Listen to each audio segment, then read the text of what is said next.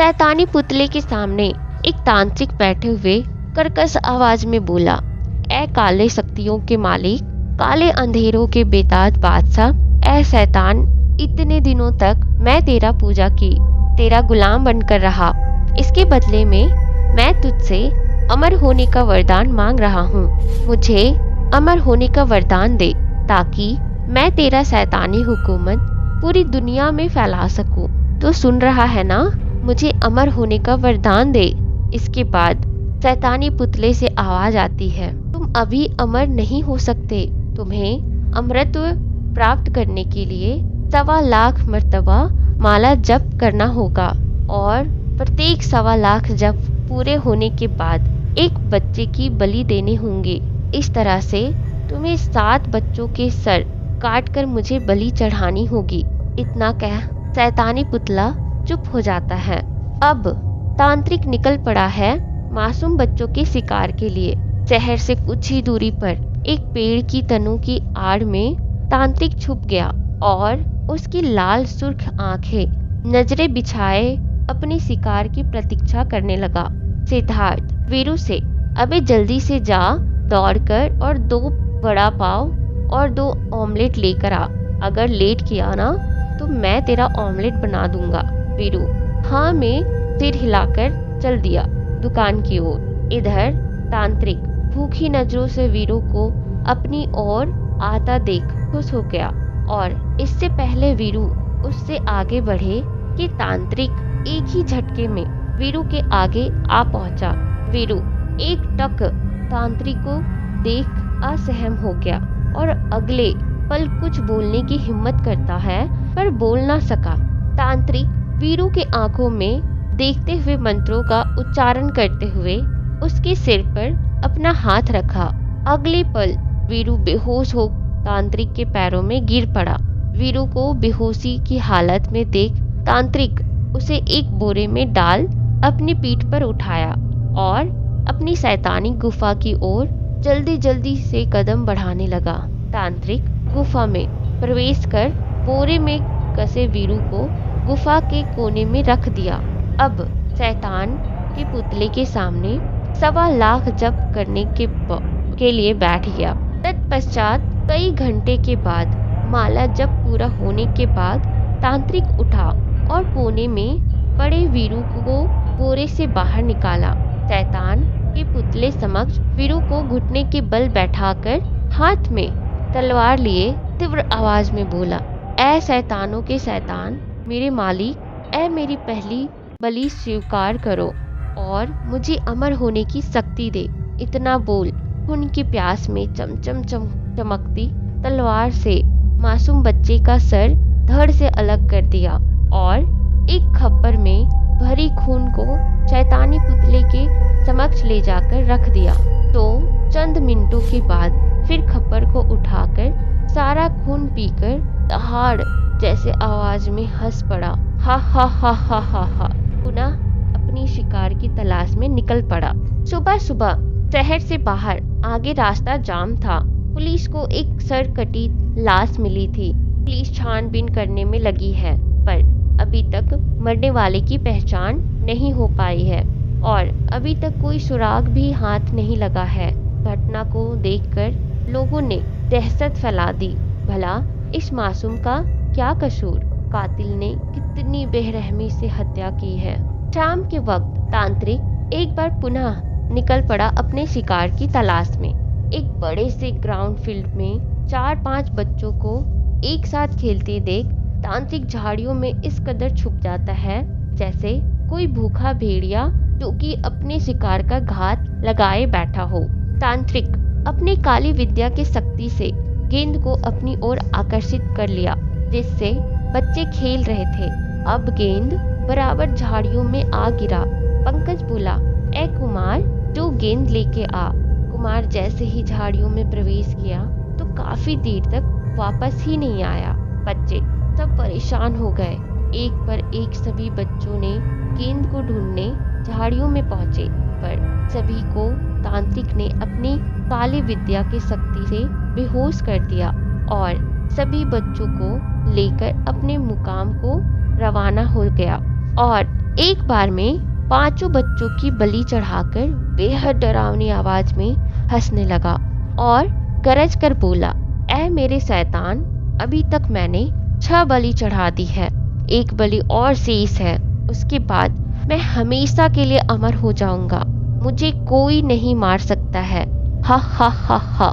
पर इस बार मैं अपनी काली विद्या की शक्ति से किसी नौजवान लड़के का नाम पता करके सम्मोहन शक्ति से उसे अपनी ओर आकर्षित करूंगा, हा हा हा हा।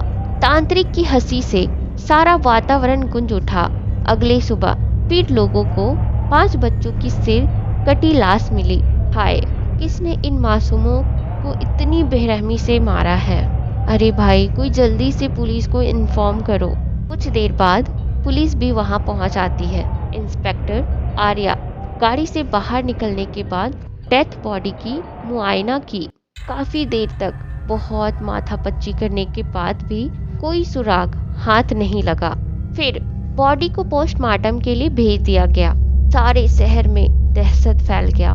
कुछ लोग आपस में बातचीत करने में मशगूल थे कि अरे भाई, क्या हो गया है हमारे शहर को, दिन प्रतिदिन हत्या हो रही है। पर पुलिस है कि हत्यारे को पकड़ने के बजाय हाथ पर हाथ धरे बैठी है। हत्यारा खुले आम शहर में घूम रहा है, पर पुलिस उसे पकड़ने में असफल है। फिर बगल में बैठी एक औरत बोल पड़ी, अजी बॉम्बे में बम ब्लास्ट हुआ, उसमें भी 11 लोगों की मौत हो गई और पुलिस है कि आंख पे पट्टी बांधे सोई है। दूसरा आदमी बोला, चलो ठीक है, हत्यारा कितना ही चालाक क्यों ना हो, एक न एक दिन कानून उसकी गर्दन जरूर नापेगा। देखते हैं आखिर बकरे की माँ अब तक खैर मनाएगी। हॉस्टल के ग्राउंड में रजनीश, संजय, अकबर, सोहन फुटबॉल का मैच खेल रहे थे और इधर मोहन अपने रूम में सोया हुआ था। तभी हॉस्टल के बाहर एक पेड़ के नीचे तांत्रिक ने मोहन को अपने सम्मोहन शक्ति से अपने बस में करने की चेष्टा करता है। मंत्रों को उच्चारण करते हुए बार बार तांत्रिक ने मोहन को नाम लेते हुए बुलाया, मोहन मोहन मोहन, इस वक्त तुम मेरे बस में हो, मैं तुम्हें बुला रहा हूँ, आओ मोहन, चले आओ। तांत्रिक आंख बंद करके बोले जा रहा था बार बार। इधर सोया हुआ मोहन को बेचैनी सा होने लगा। आखिरकार मोहन तांत्रिक के सम्मोहन जाल में आकर उसकी तरफ बढ़ने लगा। इधर जो चारों दोस्त मैच खेल रहे थे उन्होंने देखा कि अरे ए मोहन कहाँ जा रहा है। संजय बोला, यार मुझे तो लगता है कि ए नींद में चल रहा है। रजनीश, यार मुझे कुछ गड़बड़ लग रहा है, हमें इसका पीछा करना चाहिए। अकबर, हाँ यार मुझे भी कुछ ऐसा ही लग रहा है। सोहन, हम चुपके इसका पीछा करते हैं। अब देखते ही देखते मोहन तांत्रिक के सम्मुख पहुंच गया। तांत्रिक ने मोहन को बेहोश कर उसे उठाकर अपने काली गुफा में पहुंच गया। रजनीश, देखा ना, मुझे तो पहले ही शक था, यही है कातिल जो बच्चों को अगवा करके उनके सर को काट रहा है। संजय, इसमें कोई डाउट नहीं है, चलो हम चारों टूट पड़ते हैं। अकबर, हाँ, हम पूरे हिम्मत से इस शैतान को मुकाबला करेंगे। इतना कहकर चारों दोस्त तांत्रिक पर हमला कर दिए, मगर तांत्रिक ने एक ही झटके में चारों को छिड़क कर दूर फेंक दिया। मगर तांत्रिक ने एक ही झटके में चारों को छिड़क कर दूर फेंका। तांत्रिक ने भयानक अट्टहास करते हुए बोला, आज तुम चारों की मौत खींच लाई है। अब चारों की कोशिशें होने लगी। संजय ने फाइट से तांत्रिक पर प्रहार किया, मगर कोई असर नहीं हो रहा था। तभी अकबर ने कहा कि हम ऐसे इस शैतान को नहीं हरा सकते। अब तांत्रिक ने सोहन की गर्दन दबोचे हुए था कि अचानक रजनीश ने एक तेज धारदार हथियार से तांत्रिक के सर पर ऐसा प्रहार किया कि तांत्रिक का सर धड़ से अलग हो गया। अब चारों दोस्त मोहन को संभालते हुए हॉस्टल में ले आए। इधर तांत्रिक का सर उड़ता हुआ शैतानी पुतले के पास आकर बोला, ऐ मेरे मालिक, मुझे बचा और अपनी काली शक्ति दे ताकि मैं उन चारों को मौत का घाट उतार सकूं। इतना कहकर अट्टहास करते हुए कटा हुआ सर हॉस्टल के ग्राउंड तक पहुंच गया और सबसे पहले उसने अपना शिकार वॉचमैन को बनाया। वॉचमैन देखा कि एक कटा हुआ सर भयानक अट्टहास करते हुए उसकी तरफ बढ़ रहा है। वो एकदम से पागल की तरह चिल्लाया और हॉस्टल की तरफ भागने लगा। भागते भागते अचानक सीढ़ियों से पैर फिसला और सीढ़ियों के नीचे गिर पड़ा। एकदम से जख्मी हो गया, मगर ना जाने कहां से शक्ति जुटाकर फिर उठकर भागने लगा। कहां भागेगा मुझसे बचकर, तेरा मौत निकट आ गई है। तभी अचानक कटा हुआ सर वॉचमैन के चेहरे से आकर चिपक जाता है। अकबर ने ये सब देखकर गला फाड़ कर चीखते हुए भागने लगा। कटे हुए सर ने अकबर की तरह बढ़ा। अब तेरी बारी है। इसके बाद अकबर के चेहरे से चिपक गया। अब अकबर की मौत हो जाती है। तभी सोहन ने लाठियों से कटे हुए सर पर प्रहार किया, मगर नाकाम रहा। तुम मेरा कुछ नहीं बिगाड़ सकता। अब तेरी बारी है। उसने सोहन को भी मार डाला। इधर रजनीश ने जल्दी से पास के मंदिर से पंडित माली जी को बुलाकर लाया। माली जी ने हाथ में पवित्र जल लेकर मंत्रों को पढ़कर कटे हुए सर पर फेंका, जिससे कटा हुआ सर हॉस्टल से गायब हो गया। पंडित माली जी ने कहा, मैं इस शैतान को कुछ देर तक रोक सकता हूँ, मगर ज्यादा देर तक नहीं। इससे पहले वो किसी और को हानि पहुँचाए, हमें उसे रोकना होगा। उसे रोकने के लिए उसकी शैतानी गुफा में जाना होगा, और जो शैतान का पुतला है उसे अगर जला दिया तो इस शैतान की सारी ताकत खत्म हो जाएगी। रजनीश ने बोला, तो जल्दी से हमें चलना चाहिए, क्योंकि इसकी ताकत और बढ़ती जा रही है। संजय, रजनीश और पंडित माली जी तांत्रिक की गुफा में प्रवेश करने के बाद पंडित जी मंत्र का जाप करने बैठ गए। तांत्रिक ने बाधा उत्पन्न करने लगा और कभी संजय को तो कभी रजनीश को उठाकर इधर उधर फेंकने लगा। रजनीश ने चिल्लाकर कहा, पंडित जी आप रुकिए मत, भले ही हमारा जान चली जाए, इससे अच्छा है कि इस शैतान का अंत। पंडित जी मंत्रों से हवन करने में लगे हुए थे।